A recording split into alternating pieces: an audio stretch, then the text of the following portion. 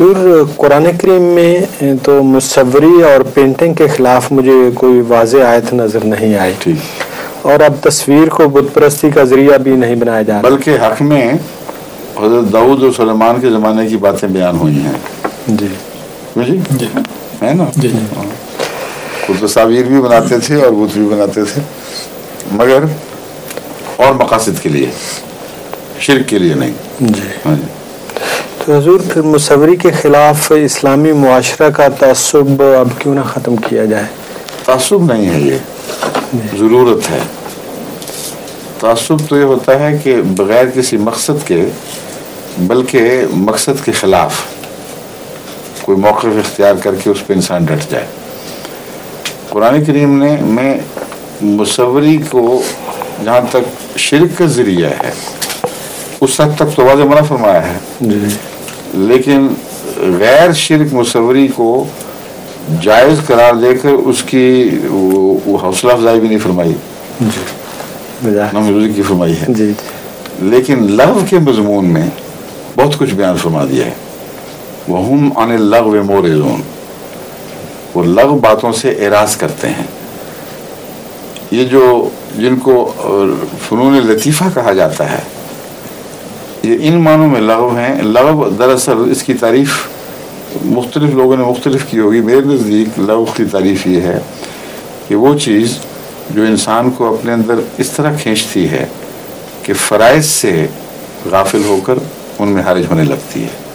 جی ورنہ تو ہمارا بیٹھنا بھی لغو ہے پھر، لیکن خالی بیٹھنا فرائض کی راہ میں حائل نہیں ہوتا. جب اذان دی جاتی ہے ہم دوڑتے ہیں مسجد کی طرف. تو میں نے جو مضمون سمجھا لغو کا وہ یہ ہے کہ وہ عادتیں اور وہ دلچسپیاں جو جن میں اس بات کا بھاری احتمال موجود ہے کہ وہ فرائض سے آپ کو غافل کر دیں گی، ان میں میوزک بھی درجہ اول پر ہے اور پینٹنگ بھی درجہ اول پر ہے. اور آپ کی جو صلاحیتیں، اعلیٰ صلاحیتیں ہیں، ان کا اظہار ایک ایسی سمت میں بھی چلا جاتا ہے جو نان پروڈکٹیو ہے انسان کے لیے. یعنی روحانی قدروں کو ترویج دینے کی بجائے وہ محض ایک ذوقی شوق ہے، دلچسپی ہے. لیکن میں نے دیکھا ہے کہ یہ لوگ پھر فرائض سے غافل ہو کر ان چیزوں میں ڈوب بھی جاتے ہیں.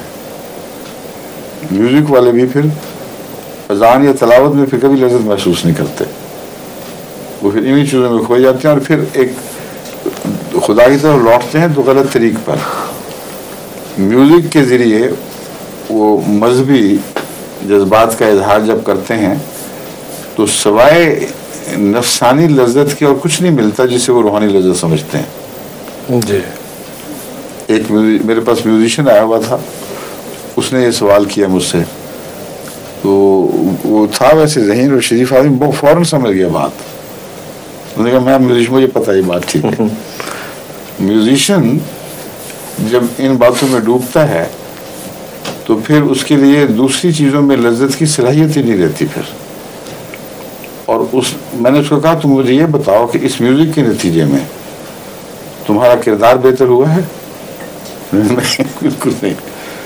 ادھر فتح علی خان اور فلاں قوال گا کے آئے ہیں اور رسول اللہ صلی اللہ علیہ وسلم کا ذکر اور توحید کا ذکر اور نشے میں سارے مدہوش اور سر دھن رہے ہیں، اور واپس آ کے بہنے ہی وہی زندگی جو پہلے تھی. جی بالکل وہی ہوتی ایک کوڑی کا یہ پھر یہ لگا ہو گیا نا. جی بالکل لگا ہوا. ہاں جی.